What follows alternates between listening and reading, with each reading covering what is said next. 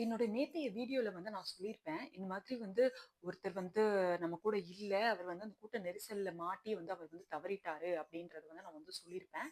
இப்போ அது மட்டும் இல்லாம, திருச்சியில ஒரு அரசு மருத்துவமனையில ஒரு குழந்தை காணாம போயிருக்கு. அதுவும் பொறந்த 3 நாள்ல அந்த குழந்தை அவங்க அம்மா கிட்ட இருந்து பிரிக்கப்பட்டு அந்த குழந்தை காணாம போயிருக்கு. அங்க என்ன நடந்துச்சு? இதுக்கும் அந்த தொலைஞ்சு போன குழந்தைக்கும், விஜய் அவர்களுக்கும் என்ன சம்மந்தம் இருக்கு? அப்படின்றத பத்தி தான் நான் இந்த வீடியோல சொல்லப் போறேன். வீடியோக்குள்ள போறதுக்கு முன்னாடி என்னோட யூடியூப் சேனல சப்ஸ்கிரைப் பண்ணாதவங்க சப்ஸ்கிரைப் பண்ணிக்கோங்க. அப்பதான் நான் போடுற எல்லா வீடியோஸுமே உங்களுக்கு உடனே சேரும். இப்ப வீடியோக்குள்ள போலாமா? நான் ஏற்கனவே சொல்லியிருந்த மாரி சேலம்ல ஒருத்தர் தவறிட்டாரு. அந்த கூட்ட நெரிசல்ல சிக்கி அவர் உயிரிழந்துட்டாரு. இப்ப அவர் நம்ம கூட இல்ல அப்படின்றத நான் சொல்லியிருப்பேன். அவர் நம்ம கூட இல்லன்றதையும் நான் பதிவு பதிவு பண்ணியிருப்பேன்.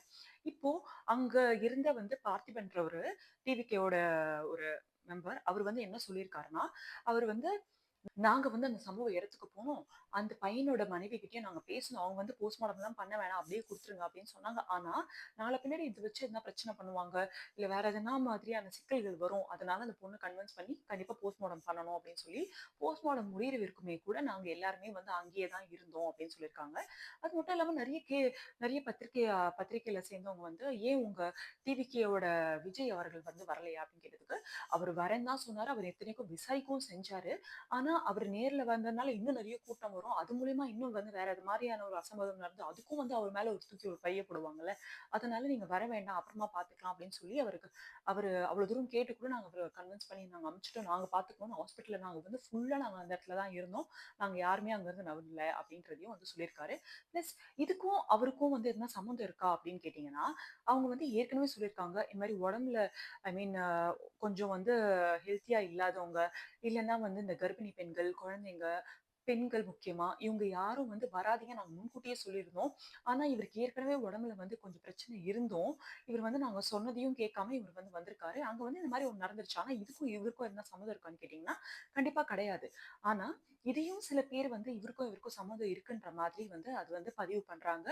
அ இது எப்பேர்ப்பட்ட ஒரு மக்களோட ஒரு கருத்தா இருக்கு. அவங்களோட தாட் ப்ராசஸ் எப்படி இருக்குன்றது இங்க காட்டுது.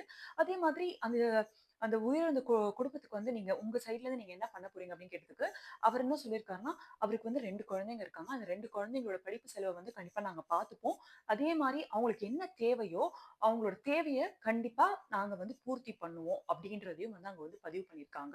இதையும் நெறைய பேரு இவரு எப்பவுமே இவரோட கூட்டத்துல இந்த மாரியான விஷயம் நடக்குது. இவரு தான் இந்த விஷயத்துக்கு காரணம் அப்படின்ற மாரி விஜய் மேல ஏதாவது ஒரு தேவையில்லாம ஒரு பழிய போடுறாங்க பார்த்தீங்களா? எனக்கு சீரியஸா தெரியல. இவங்களுக்குலாம் எந்த மாரியான ஒரு மூளை இருக்குன்ட்டு. திருச்சியில இருக்க ஒரு அரசு மருத்துவமனையில பொறந்து 3 நாள் ஆன ஒரு குழந்தைய அவங்க அம்மா கிட்ட இருந்து பொய் சொல்லி, அதுவும் ஒரு நர்ஸ் மாரி ஒரு வேடம் அணிஞ்சு, இந்த மாரி குழந்தைக்கு தடுப்பூசி போடுறதுக்காக நாங்க கூட்டு போறோம் அப்படின்னு சொல்லி கூட்டு போய், அந்த குழந்தை அதோட காணாமயே போயிருச்சு. அதுக்கப்புறம் விசாரிக்கும்போது போலீஸ்லாம் விசாரிச்சிருக்காங்க. அதுக்கப்புறம் எப்படியோ ஒரு வழியா அந்த குழந்தைய கண்டுபிடிச்சுட்டாங்க. ஆனா, இதுக்கும் அ இவங்க தான் காரணம், அவங்க தான் காரணம் அப்படின்றாங்க. ஏன் இப்ப நம்ம கரண்ட்டா என்ன ஆட்சி நடந்துட்டு இருக்கு? டிஎம்கே ஆட்சி தான் நடந்துட்டு இருக்கு. அப்ப இவங்களுக்கும் இதுக்கும் சம்மந்தம் இருக்குன்னு சொல்லலாமா?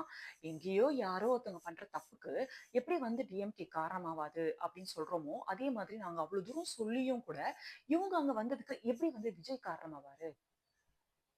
இது சுத்தமா நம்மளுக்கே கொஞ்சம் மனசாட்சி இருந்து, கொஞ்சம் மனசு இருந்துச்சுன்னா, நம்ம கொஞ்சம் யோசிச்சு பார்த்தோம்னா தெரியும். இதுக்கும் இதுக்கும் ரிலேட் பண்ணக்கூடாது அப்படின்றது நம்மளுக்கு புரியும். ஆனா, அதையும் மீறி சில பேர் வேணும்னே இந்த மாரியான ஒரு திணிப்ப திணிக்கிறாங்க. அவங்களோட பெர்சனல் வெஞ்சன்ஸயோ, இல்லன்னா அவர் வரக்கூடாதுன்ற ஒரு காரணத்துக்காகவோ, அவர் மேல இந்த மாரியான ஒரு பழிய சுமத்துறது எப்பவுமே நடந்துட்டே தான் இருக்கு.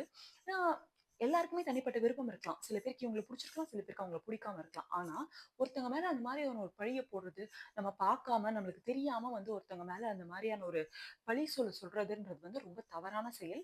இதுக்கும் அவங்களுக்கும் எந்த சம்மந்தமும் கிடையாது. எங்கேயோ யாரோ ஒருத்தவங்களுக்கு ஏதோ ஒண்ணு நடந்துச்சுன்னா கூட ஏற்கனவே நமக்கு தெரியும். கரூர்ல நடந்த அந்த ஒரு பிரச்சனைக்கு அவர் இழப்பீடு குடுத்து அந்த அந்த குடும்பத்துக்கு தேவையானத நான் பார்த்துக்கிறேன் அப்படின்றதையும் அவங்க சொல்லியிருப்பாங்க. அதே மாரி தான் இங்கேயும் எப்ப பார்த்தாலும் என் மேல ஏதாவது பழி போட்டு, என் மேல ஏதாவது ஒரு கேஸ போடணும் அப்படின்ற ஒரு நோக்கத்தோடயே இருக்காம, நீங்க உங்களால என்ன மக்களுக்கு நல்லது செய்ய முடியுமோ, நீங்க அத செஞ்சுட்டு போங்க அப்படின்றது விஜய் அவரோட நெறைய மீட்டிங்ஸ்ல நெறைய அவர் பேசும்போது அவர் சொல்றது அவர் பார்க்க முடியுது. தயவு செஞ்சு மக்களும் இத புரிஞ்சுக்கணும். தேவையில்லாம யாரோ ஒருத்தவங்க மேல வந்து நம்ம அந்த பழிய வந்து போடவே போடக்கூடாது. இதுதான் நான் சொல்லணும்னு நெனச்சேன். இந்த மாதிரி வேற எதனா விஷயத்த பத்தி நான் பேசணும்னு நீங்க நெனச்சீங்கன்னா, நீங்க கண்டிப்பா வந்து எனக்கு பெர்சனலா என்னோட Instagramல காய் மேரின்ற அக்கவுண்ட்க்கு நீங்க எனக்கு டிஎம் பண்ணி சொல்லலாம். இல்லன்னா இங்கேயே கமெண்ட் செக்ஷன்ல நீங்க எனக்கு சொல்லலாம். அதுக்கு முன்னாடி என்னோட யூடியூப் சேனல சப்ஸ்கிரைப் பண்ணாதவங்க சப்ஸ்கிரைப் பண்ணிக்கோங்க. அப்பதான் நான் போடுற எல்லா வீடியோஸுமே உங்களுக்கு உடனே வந்து சேரும். Thank you.